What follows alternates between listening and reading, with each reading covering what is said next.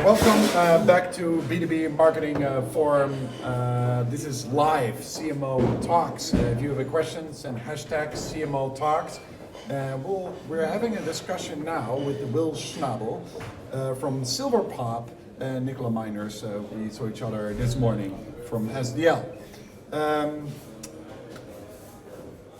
It's interesting, Silverpop, you are offering a marketing automation solution and you are a user of marketing automation.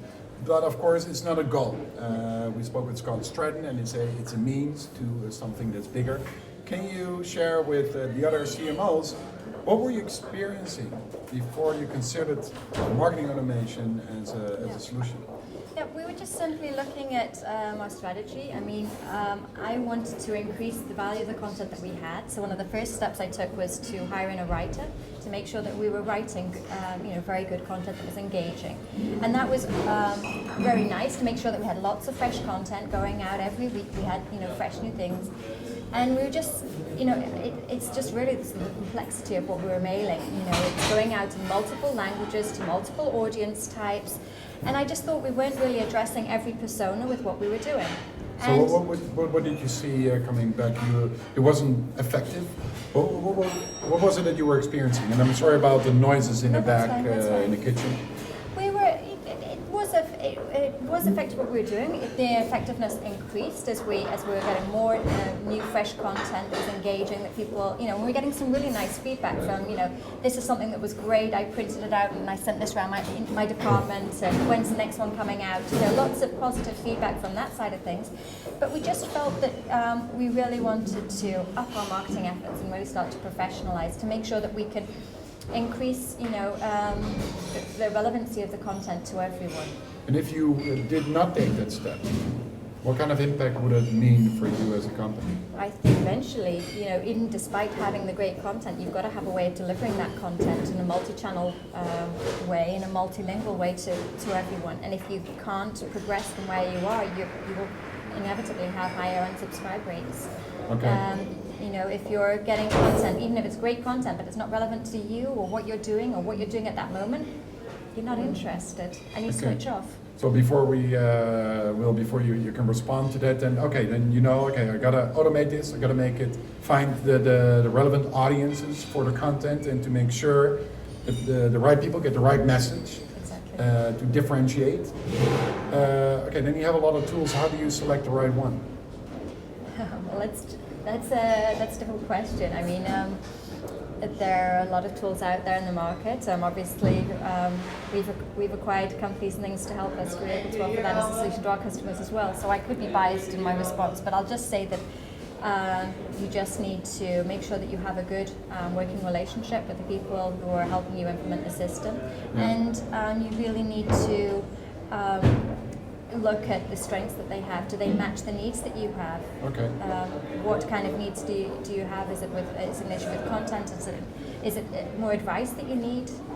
You need to look at working relationship and advice. Will, you're a senior vice president of Silverpop.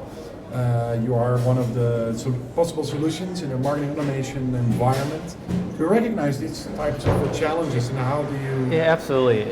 In fact, a lot of the comments kind of resonate because it is as a topic of this discussion, it's a journey. It's not you don't get there day one. And so if you're looking for a technology partner, technology is one component of the broader strategy to make this work. And the technology partner needs to be be with you on the journey. The end game of all of this is to drive better, more qualified opportunities ultimately to our organizations. And so to do that, it's the relevancy, it's the specifics, and what market automation brings to somebody who, these guys are quite enabled with content. They understand the content paradigm and what they need to do to provide good content. But as you get into trying to have personas and specific content at the right time for the right person to be able to move them through the sales process, market automation helps drive that because you have your basic profile database, which allows you to start to do that. So it's an enabler. Is there a challenge in the technology or in getting the right content and separating your audiences? What do you think the main challenge is? Or is technology a switch and then the problem is getting that content right? Or the technology continues to get easier and easier to be able to implement, The challenges are still around the strategies around to deploy that. So what is your content strategy to start? So people kind of, they walk, crawl, run, and they may do a couple simple nurture programs with some specific personas before they start branching out into much more complex programs that are automated. Yeah. And automation scares a lot of people, right? When you turn on something and people think, okay, what's going to happen is just going to start kicking out things that I don't want. So you have to think about the strategy along with it, and then be pretty integrated with your sales organization. I mean, a lot of companies want to talk about or have it integrated not just with the sales information, but the sales process, so that your marketing starts to go further down the funnel, and that gets to be some pretty dicey conversations with your team. Yeah, I can imagine it forces them to create definitions about what is a Absolutely. good lead, What's a good lead, bad yep. lead, and when should sales start interacting, and when it's responsibility of the marketing. Absolutely. When's the handoff? And a lot of people are putting kind of SLAs or service level agreements between sales marketing to say, Wow, if I nice. give you this lead, how fast do you return it back? And if you want me to recycle it, when do you tell me that? So it's causing people to really make sure they have those procedures in place.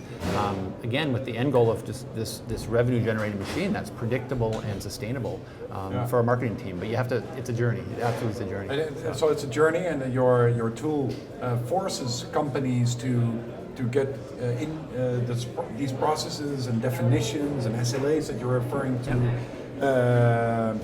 in place. In place. Are, Right. are you? What are you experiencing? Because I'm really interested in what your first experiences are when you've implemented it at companies.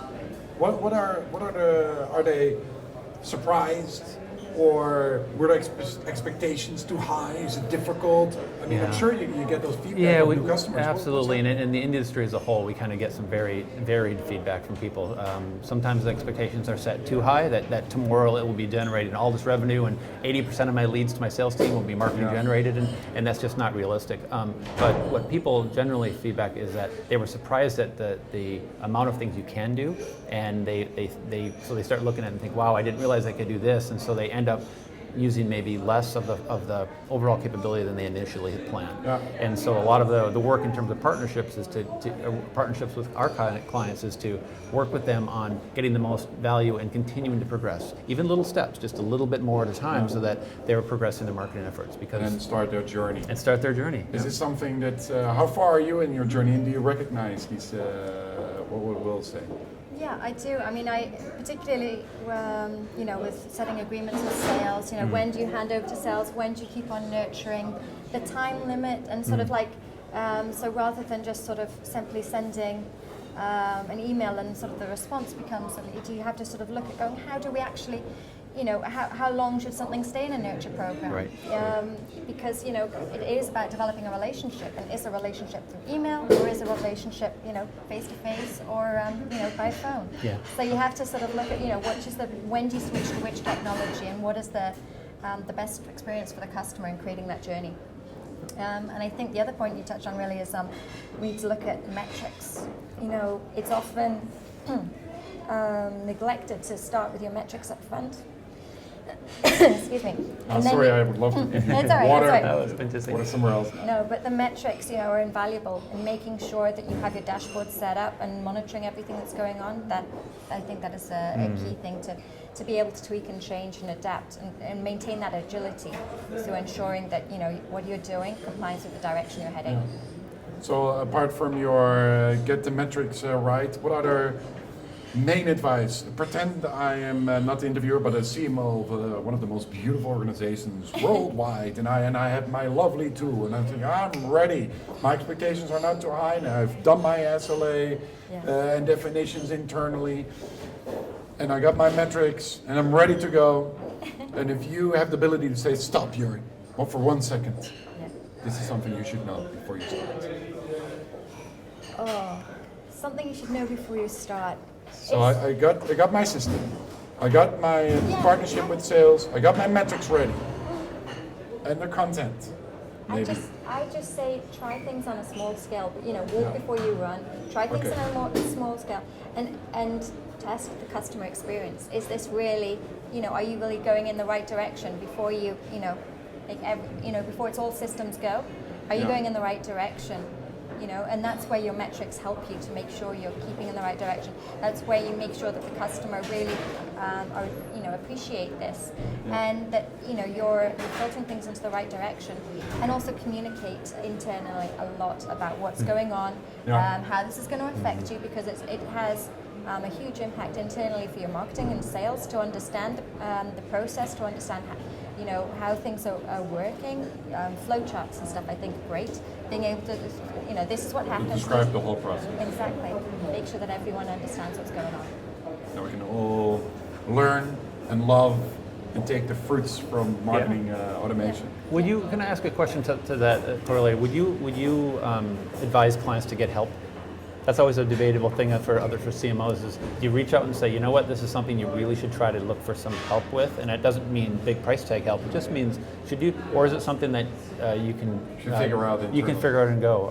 I hear different opinions. I think, yes, I would, simply because there are such strong partner networks out there for a reason. The partner networks really help to ensure that customers can get the right sort of advice tailored to them in their market and their language. And you need to, it's good to have contact with the actual software supplier, right. But to also, the people implementing it could be either from directly from the software supplier or could be through a partner. But I think just the more ideas and freshness and stuff come with people who are implementing this all the time, and that they're able to understand the customer needs and really sort of play on that, and to help them build up new scenarios of, okay, well, if this happens, what would you do there, and help help with your scenario build and implementation. Yeah, that's what we see as well, and you're right. All of us in our space, and Silverpop as well, are building out partner networks in places because you want people specific to an industry that know that business, or have a broader set of service offerings, because every marketing organization is different, or their needs are different. It depends on how far you want to go in full service, all the way down to specific market automation implementation. But it's having that menu of opportunities to be able to let the company get it done. But I do think it's really valuable to have outside opinions. People have seen different things. They give you different experiences to think about, and it's not an ongoing long-term service commitment. It's more of I need some assistance at different points in time. So, all right. Well, thank you so much for your question, thank you for your time and your insight, Nicola. See you later on the day. All about marketing automation. Let's automate.